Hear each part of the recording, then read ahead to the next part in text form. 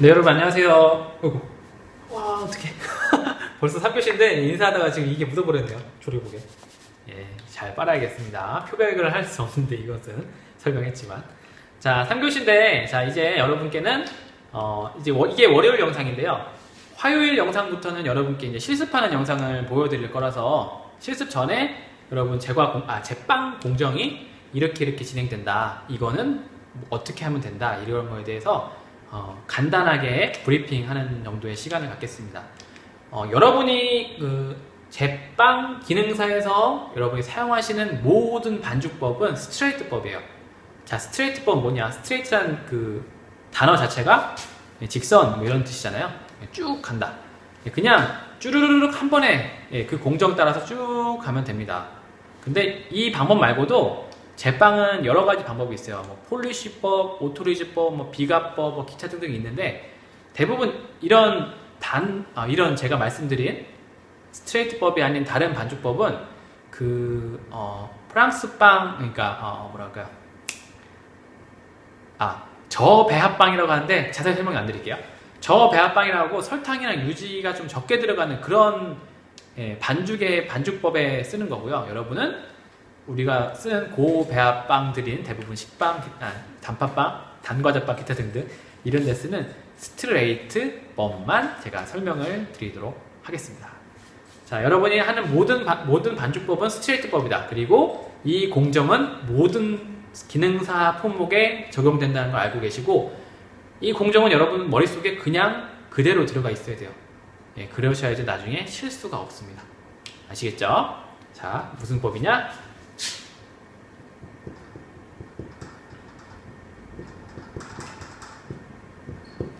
스트레이트법입니다. 스트레이트법. 이렇게 펀치를 직선을 내는 걸 스트레이트라고 하죠. 스트레이트법이라고 하는데, 자, 그러면 여러분이 어떤 공정을 거쳐서 여러분 빵을 생산하는지 한 단계씩 제가 쭉 나열하면서 설명을 드리겠습니다.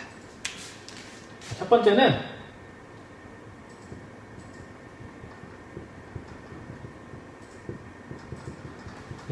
배합표 작성인데, 이거 지워야겠다. 이제 화살표로 설명할게요. 자, 요거는 모든 공정이 마찬가지죠. 어떤 빵을 만들지를 결정하면 그거를 얼만큼을 만들지를 배합비를 수정하셔야 됩니다. 만약에 여러분이 식빵을 기능사에 있는 품목이 4개 만들 수 있는 건데 누군가한테 뭐 선물을 하기 위해서 막 빵을 한 번에 많이 쳐야 되는데 학교에 있는 반죽기가 3배까지 반죽이 가능하다. 그러면은 배합비를 조정해서 3배로 배합비를 조정을 해놔야겠죠. 그런 것처럼 가장 먼저 하는 건 내가 무슨 메뉴를 할지 결정하면서 배합표를 작성하는 겁니다. 솔직히 작성한다고까지는 그래요. 기존에 있는 걸 그냥 쓸 수도 있으니까 배합표를 확인하시는 그 단계고요. 자, 두 번째, 이제 배합표. 밀가루가 몇 그램 들어가고 이스트가 몇 그램 들어가고 이게 결정됐다고 하면 두 번째 해야 되는 거는 계량하기입니다. 자, 계량하기인데 자, 여러분은 기능사 메뉴를 통해서 자격증을 따기 위한 계량법을 알고 있어요. 어떻게 계량하느냐. 모든 재료를 따로 계량을 하시잖아요. 근데 그거는 정말 비효율적이에요. 생산하는 입장에서는. 왜? 아니, 언제 따로따로 그 용기 하나하나를 따로 이제 뭐랄까요. 계량을 한다음에 그걸 또 다 씻고 이게 다 시간이거든요. 시간과 인력, 에너지가 소모되는 거기 때문에 원래는 이제 생산하는 사람의 입장에서는 뭐죠 그게? 액체 재료 빼고는 다 한꺼번에 계량을 해둬요. 그 전날에. 그런 다음에 그 다음날 출근하자마자 바로 물이랑 그 계란 같은 거, 우유 같은 거 집어넣고 가루 다 집어넣고 바로 반죽 칠 수 있게 이렇게 합니다. 하지만 여러분은 하나 꼼꼼하게 계량을 해야 된다는 거 알아두시면 되고요. 자, 계량할 때 주의점만 말씀드릴게요. 자, 계량할 때는 0점을 잘 맞춰라.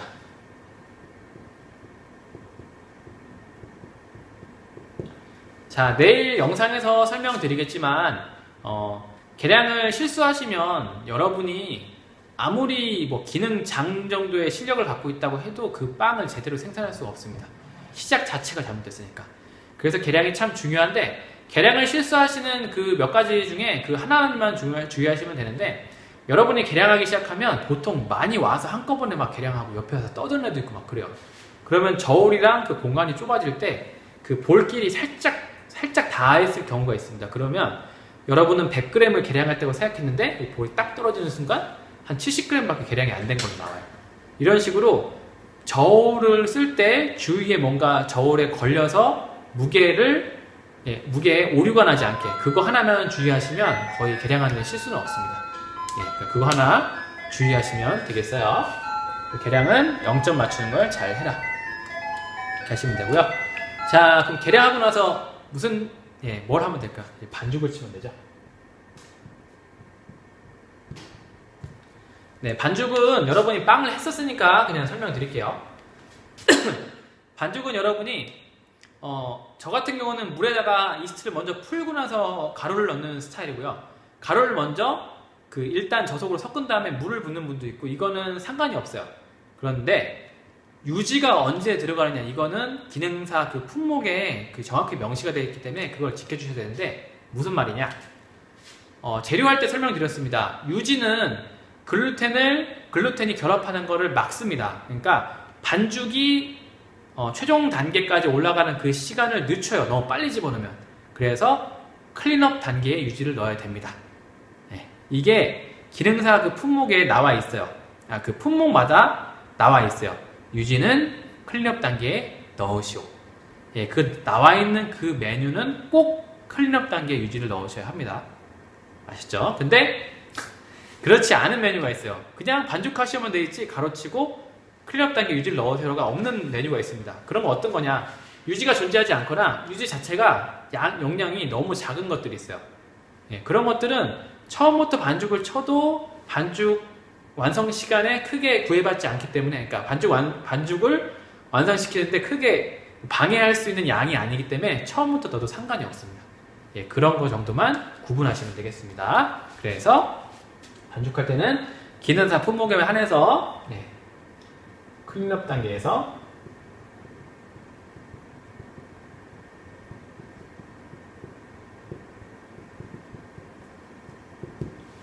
클린업 단계에서 유지를 넣어라. 이거 기억하시면 되고요. 자, 그리고 반죽은 6단계로 구분이 돼요. 이것도 설명을 좀 더 깊이 드릴게요. 자, 반죽은 여러분이 처음에 수화, 픽업 단계라고 해요. 픽업, 클린업, 그 다음에 발전, 최종, 과반죽, 파괴 이런 단계로 가거든요. 처음에 수화, 이거를 픽업 단계라고 해요. 픽업. 그 다음에 클린업, 발전, 최종, 보이나요? 네. 과반죽, 파괴.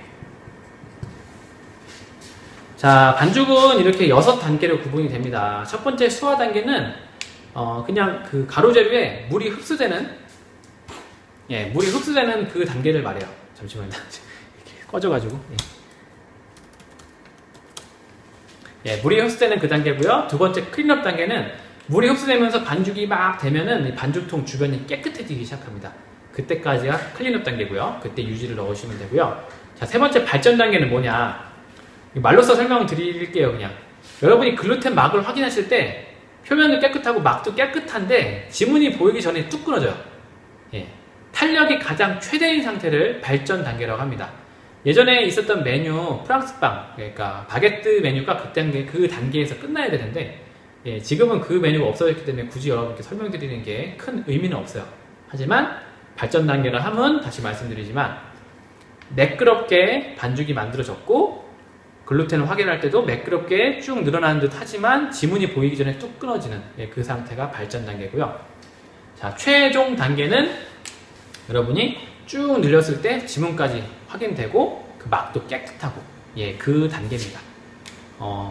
이 최종 단계는 나중에 수업할 때 더 설명드릴 건데 탄력이 최대는 아니고요.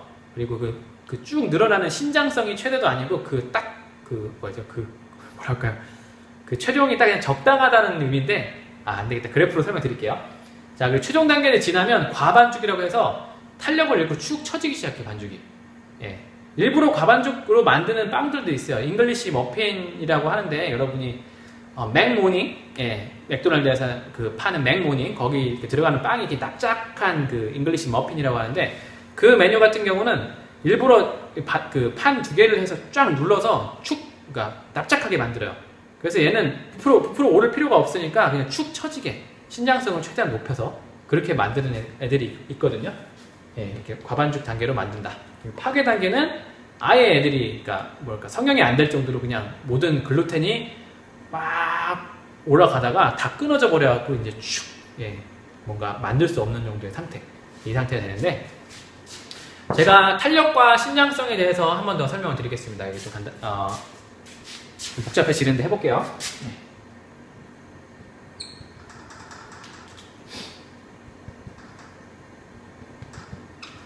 자, 여러분 반죽을 치기 시작하면 탄력과 신장성이 생기기 시작합니다. 탄력은 눌렀을 때 다시 되돌아오는 거, 신장성은 쭉 늘어날 수 있는 그건데, 자 그럼 어떻게 되느냐. 반죽을 시작하면 탄력성이 이렇게 돼요. 그냥 여기 수화 클리는 쭉 있죠. 이렇게 제가 점으로 좀 구분하겠습니다.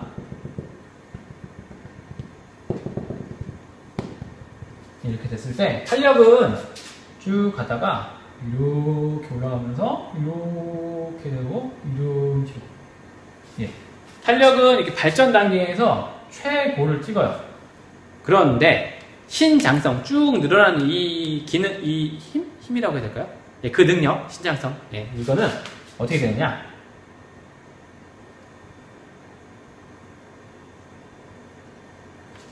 예, 이런 식으로 과반죽 단계에서 가장 많이 늘어나고요. 최종 단계에서는 뭔가요? 보시면, 예, 탄력도 적당한 거고요. 신장성도 적당한 거예요. 그게 바로 최종 단계입니다. 예. 이거는 그러니까 이렇게 말로 설명드리지만 여러분이 직접적으로 손으로 글루텐을 떼어서 확인할 수 있으셔야 되는데, 자, 이렇게 했을 때 여러분이 최종 단계까지 신장성과 탄력성이 적절한 최종 단계까지 반죽을 치셔야 된다.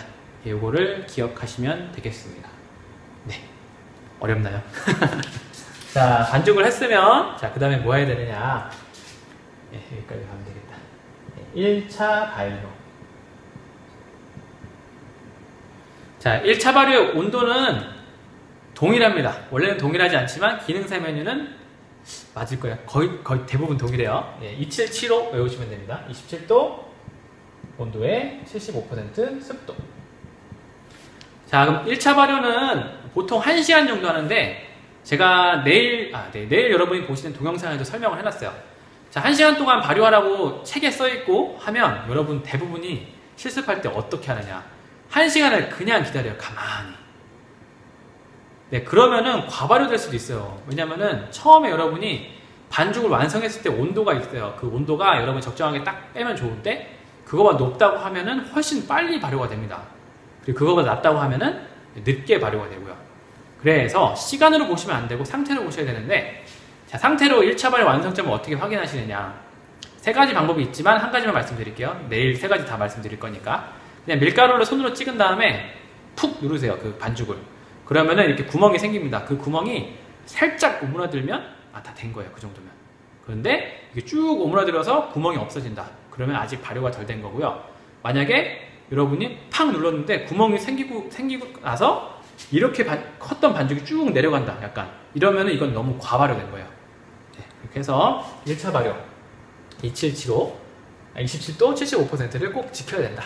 그러면서 최종 완성점까지 꼭 발효를 해야 된다. 네, 이렇게 말씀을 드립니다.